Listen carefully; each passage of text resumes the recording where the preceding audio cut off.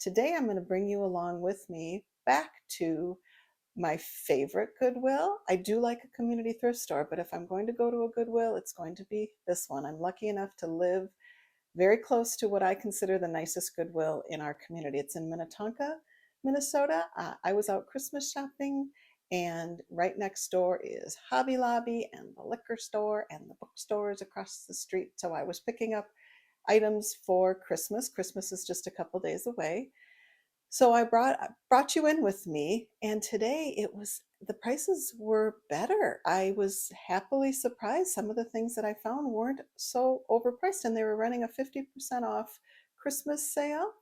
And at the end, I found Gucci. Now, I didn't buy it, and you can help me determine if you would. If you think it's real, it could have been. I could have made the biggest mistake in my life as a reseller. I just am concerned, and I know I can validate it through eBay. The price was so good, but what was running through my head is, who donates that kind of bag? I'm going to put a screenshot in near where I found the bag and show you what I saw they go for retail. So I always am concerned if it's going to be an imitation bag, but wow, they had some gorgeous handbags, and I found Gucci at the Goodwill. Come along and I'll show you. I was out doing a little Christmas shopping today, and I'm right next door to my favorite Goodwill in Minnetonka, Minnesota. I'm going to bring you along and show you what this particular Goodwill looks like inside. When you first walk in, they have this shoe area, and I noticed that they keep just single shoes, so you must have to ask for the match. These were little kids' UGG booties. I think that one was $19.99. So up at the front here is all of their higher, better quality items. And the pricing reflected that. The brands were good. They definitely know what they're doing in terms of what the labels are and what you can get for that item. But truly, not even as a reseller, just in terms of shopping, it's a little high with the clothing. Where I found items that seemed to be better this time was the hard goods area. I think what they were pricing the hard goods at today when I was there seemed to be more in keeping with what a Goodwill should charge. I've been doing a series on community thrift stores that I like, and there's a vast difference in the pricing at a community thrift versus a Goodwill. Uh, I I think they're a nonprofit. Their pricing definitely seems for profit.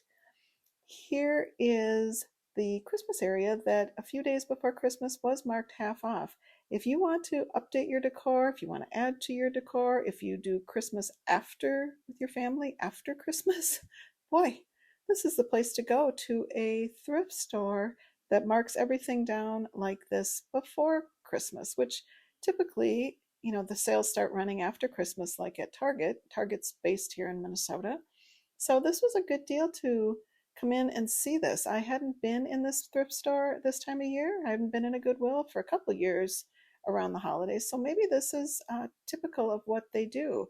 But as you can see here, the prices weren't terrible, and they were half price. So if you want to update your decor, even now, even if you are hosting for the holidays, this is the time to come. Don't do it too early, because look at how much was already, look at how much was left not having been taken, and they were good quality pieces that were definitely at half price, worth your time. The store was busy, but not too busy. I mean, it was definitely an improvement after I left here. I went across the street to a bookstore. I was like playing bumper cars. It was terrible. Everybody, do they call this like Super Saturday? This was a good deal. It was this whole stack of plates for that price. Super Saturday. Boy, oh boy, everyone decided to come out the Saturday before Christmas, and head to the Ridgedale Mall, and the drivers and the driving and the parking lot, it was really bad.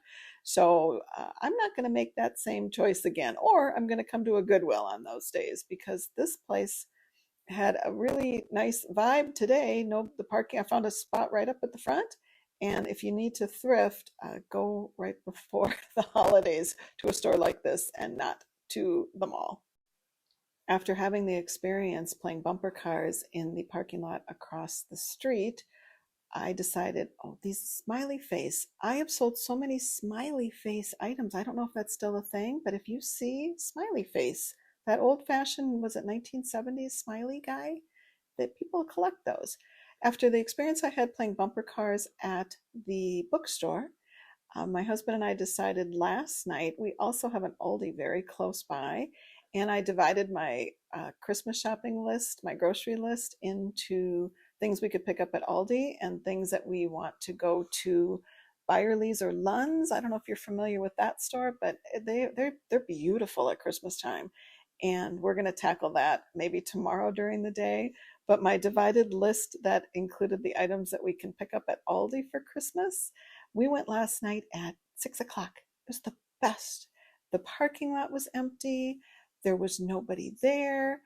I learned this year, do your Christmas shopping on a Saturday night at 6 o'clock, because all the fun people were at Christmas parties and doing fun things. And we were at the grocery store.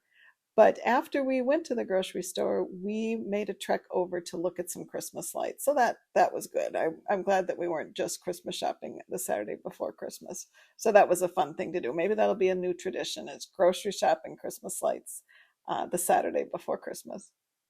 I wasn't sure what this little piece was. It was handmade by a child, so I'm not sure why they were selling that. Maybe that didn't even have a price on it. So these were some cute things. That little chair. This was a doll, a wooden carved doll that had the artist's name on the bottom for a really good price. So that would have been a find. I didn't do a image Google image search on that one, but that was a really pretty well made piece. And then this chair is like a doll chair, or I don't know what, I think, or maybe a chair for a cat. It was really cute. I think it was $12.99. That was nicely done. They needed a little cleanup on the wood, but that was a cute little item. These mail sorters down here, people still like mail sorters. That's something I have actually picked up and turned around and flipped for a profit. I've gotten mine at the Goodwill bins, but those people still like those. I just felt today when I was here that the quality of the items that were on the shelves were quality. Oh, the little wooden shoes very close to Iowa and their little festivals. I find a lot of wooden shoes, like the tulip festivals down there. And if you've ever gotten to see that, that's quite a show. This was beautiful. This is another handmade piece that wasn't marked up. I'm wondering if handmade carved items, I guess the Goodwill can't know everything, and I guarantee the Goodwill isn't watching my channel, but it's almost, I feel like a game where you need to try and beat the Goodwill at their game, because their pricers can't simply know everything.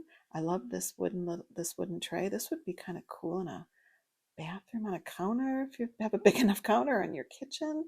That was pretty. That was like a etched, carved. These are the kind of things. This goes to what I say. You can't find that in the store. There was like an etched, carved ledge to put things on. That was beautiful. The bowls, the vintage bowls. I somehow the pink ones. I always gravitate to the pink. I don't have anything in the house that's pink, but if you were hosting like a baby shower for a little girl, come here, come to a thrift store and pick out these cute little pink items. You could decorate your table. You could do so well with those little pink floral dishes. That is my cat items. This was pretty. That pearlized. People collect cat items. These are fair prices. I gravitate to the vintage. Our home isn't decorated in vintage things, but I really do appreciate the quality of vintage. I am not sure how I started liking that. When I grew up in our home, my mom loved contemporary. In like the 70s and 80s, our house was done really contemporary. She did not like any of the grandma looking items. She didn't. She just said it was old stuff. She did not have an appreciation for this, and our home isn't done in vintage either. She was given, inherited some vintage pieces that then came to me, but in all honesty, that was beautiful, and it had a chip, and I didn't see the little tureen. Uh, this I kind of could not figure what this, if there was a bell, it was wind up. I took a look at that a couple times. My mom inherited some things, truth be told. When I started in on eBay, and I would tell you this as well, if you're just starting out, look around your home. I guarantee you have things in your home, whether it be clothing or trinkets or dishware. In your home, there are things that others would buy. That cart back there, that's how they pull new merchandise in. And they were coming out cart after cart after cart and loading up these shelves. If you're new to reselling, start in your home. Make sure it's for you. It's not for everybody. It may not appeal to you. You may not like every aspect of reselling. There's the sourcing, it's so much fun, but then people refer to that as your death pile, meaning there's just so much. There are resellers that refuse to have a death pile. Some people call it their money pile, but sourcing is so much fun.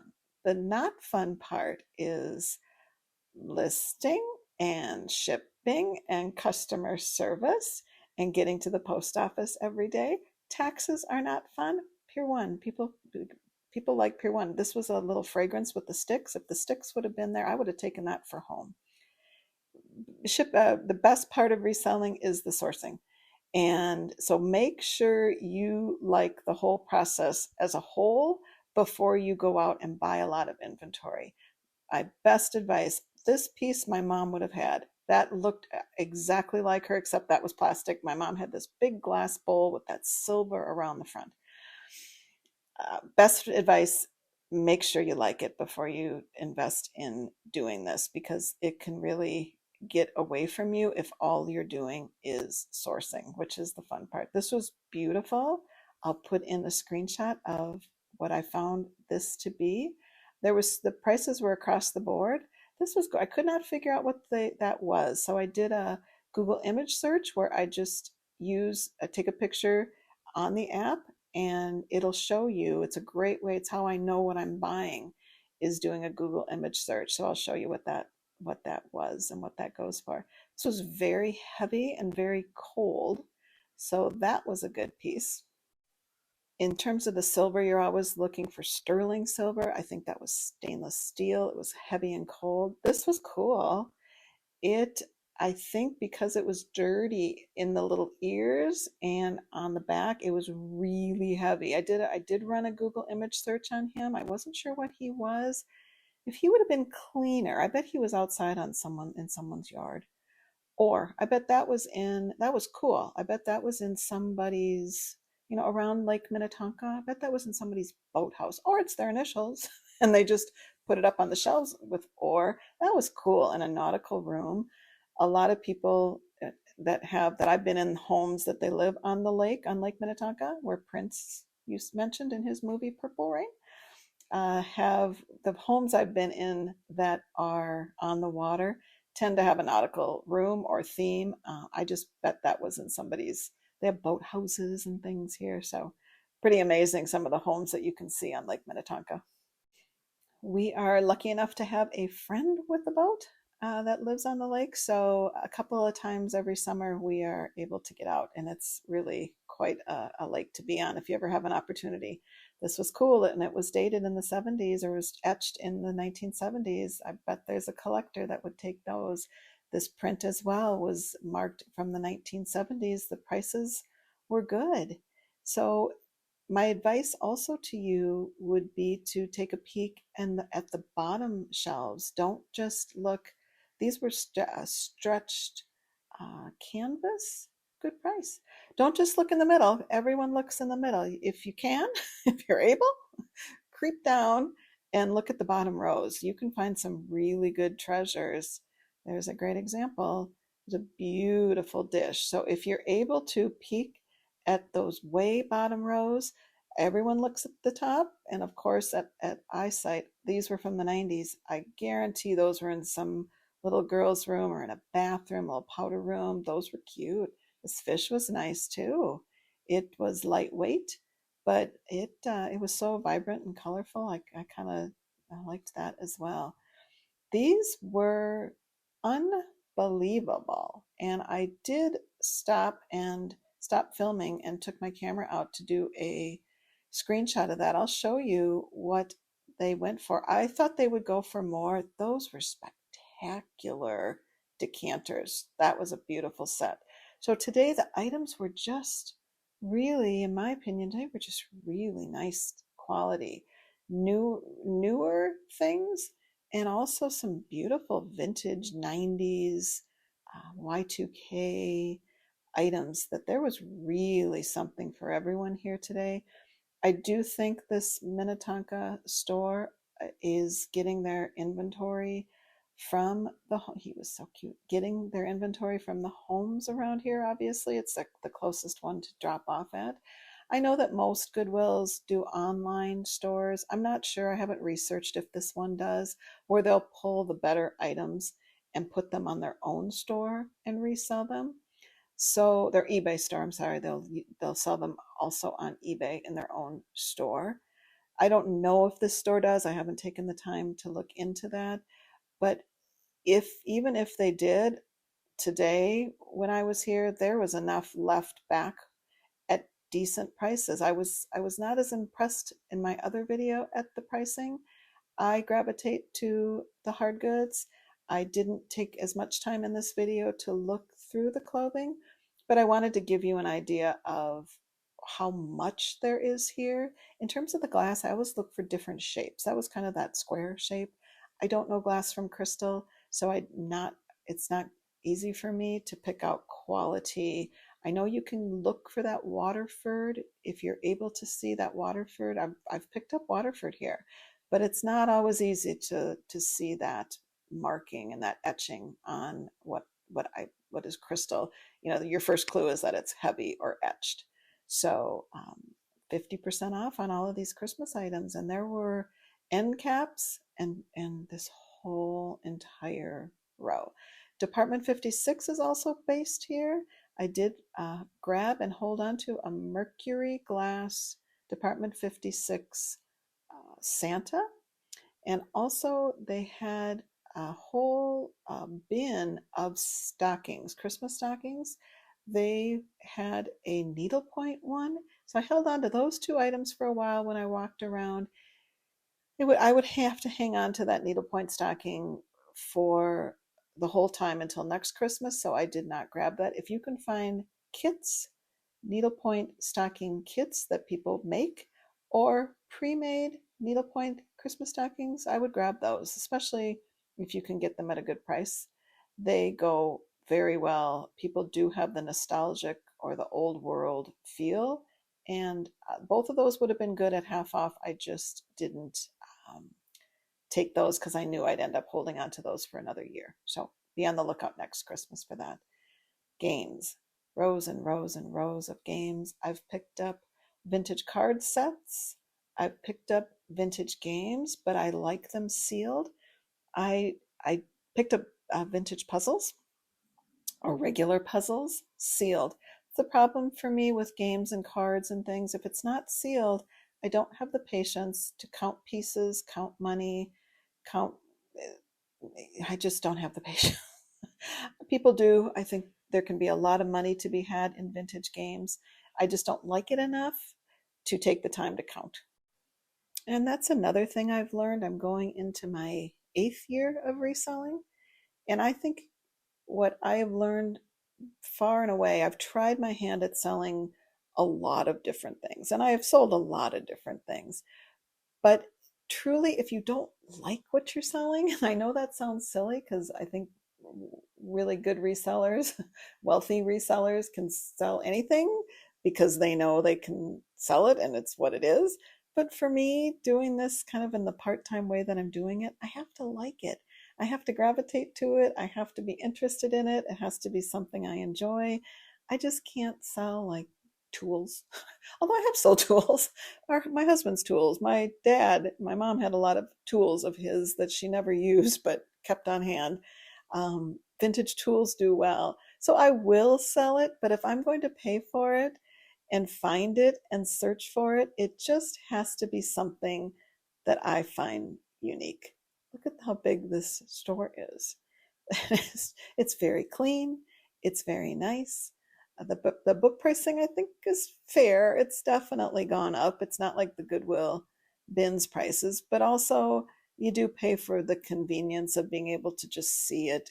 You don't feel as dirty and as it's just you really have to be in the mood to go to the Goodwill bins. It's loud, it's noisy, it's chaotic. People are yelling, people are the energy at the Goodwill Outlet is just intense. There people get really wanting the things that they want, and I just wait for everyone to go through, because a lot of times what I want isn't what everyone else wants, and I let people dig through those bins. And oh, the chair is gone. I saw in my last video there was a blue office chair here that was absolutely fantastic, and that one's gone. These were gorgeous, and I did pick those up and look at the bottom of those. Those were cool. Like if you like on your mantle, those are neat, and they weren't a lot. They were well priced. So Goodwill bins, that's, you do pay more to come here, but it's like a fancy grocery store versus, an Aldi. We go to Aldi all the time. I really appreciate Aldi's pricing, but there's something to pushing your cart in a nice grocery store that's got chandeliers, and you pay for the experience. And although I believe Goodwill has gotten very greedy, and I don't think their pricing is fair on a lot of things, but look at their inventory. Um, I've had very few people say that resellers have ruined it, and why would I buy from you if I could just go out and get it? You should not be proud. You should not be bragging. Now, this is 0.5% of the comments I've gotten on my videos. My videos comments have been really lovely, so thank you.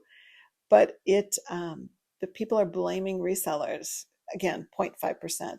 It's not a reseller problem. If you look at the amount of inventory we have, and I don't personally, I'm a reseller, but I don't think it should matter to the store you're buying what you do after you leave the store. I mean, Nordstrom's doesn't care. Target doesn't care. They're not asking me what I do after I leave the store with it. I'm a shopper just like everybody else. And for some people, they're earning a living. They're making their wages. They're working hard. Reselling's hard. It really is hard work. And so I don't know why they would care when they get their items donated. These retail stores don't get their items donated to them, and yet they're not looking at social media accounts and trying to determine what brands they can mark up.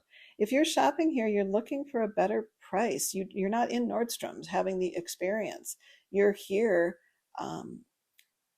going through items that are used. 90% of them are used. We get some Target donations here, but this is the shopping experience that you're choosing, and the prices should be reflective. I tend to rant a little bit, and today was lovely. It was not crowded. I thought the prices were decent. I thought in terms of like shoes and things, like if you have an event to go to and you need a pair of shoes for an event, come to a place like this. Why spend the money when you are literally going to wear them once? These were adorable. Those were cute. Steve Madden. These shoes here, oh, they reminded me of my mom again. She loved these types of walking shoes, and they so reminded me of her. She had so many pairs of shoes that looked just like that. And the coats they weren't great for a used coat. They tend to mark them, in my opinion, a little higher than need be. And certainly when it comes to coats, I mean, if people need a warm winter coat, I just think maybe that's the one area that's the other one. My mom had these quilted jackets. Oh my gosh, I thought of her 3 different times in the store today. if you need a warm winter jacket, they do coat drives. People drop off coats for people that are homeless. Maybe the Goodwill should reconsider that. A coat doesn't need to be jacked up in Minnesota in the wintertime. It's cold here. It's beautiful today. The sun is out. But when the sun is out, it tends to be a little colder, but it's relevant because I think it's nice, a nice day today. They had a ton of dresses. I found a wedding dress at the Goodwill bins, and I had the same feeling today. I feel bad to see a wedding dress there, but what are you going to do with it? And I guess if you're not really so much enamored with the groom anymore, but that was fair. $39. That's a fair price if you need a wedding dress, and you could even have that altered. That was pretty. That was not bad. I was go Goodwill. Uh, but yeah, it's sad to see them there. I mean, I have mine in a box. What am I going to do with mine? Mine's going to be 35 years old. What am I going to do with it? You have romantic ideas of what you do with your wedding dress. It was kind of like my grandma's china. I don't see myself donating that to the Goodwill. It was had those big puffy sleeves. Who wore this? This was fancy. I had to take a peek at that. Like that was a statement. That was kind of a, is that Halloween? Where would you wear that? That was a statement dress. I just can't bring myself to bringing my wedding dress to the Goodwill. This one reminded me of a mother of the bride. I've recently been a mother of the groom. I've been a mother of the groom recently. Everyone, me and all of my friends wear blue. That one seemed a little va-va-voom, but maybe you can find a mother of the bride or groom dress secondhand, because when am I going to wear that again? I had to have that altered. Uh, so if you can, that one's maybe not so much, but the scarves weren't a great price. They were, for a scarf, again, it's winter and it's Minnesota. So now I'm at those pretty handbags and Gucci, and the prices, or the prices on these bags were okay. The nice ones were up near the register. This one was pretty. I'll put a screenshot of, I think it's Caroline Herrera. I'll put a screenshot up of what that one goes for. That was pretty. Halston bag, that was beautiful. So maybe I made a mistake on the Gucci. There's a pretty coach.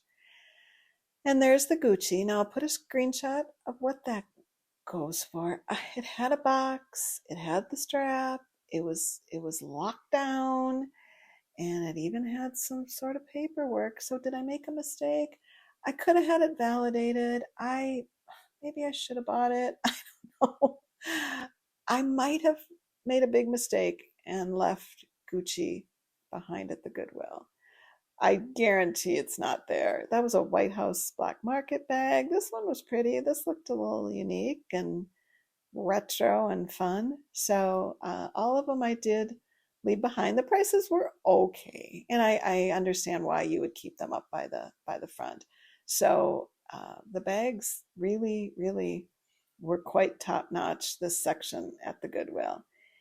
And I'm ending here at the Christmas aisle. I have sold several Christmas tree skirts.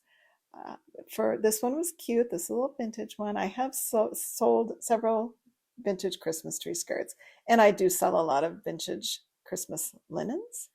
So I'm going to end here and wish you all a Merry Christmas if you celebrate. And I hope you're finished with all your Christmas shopping.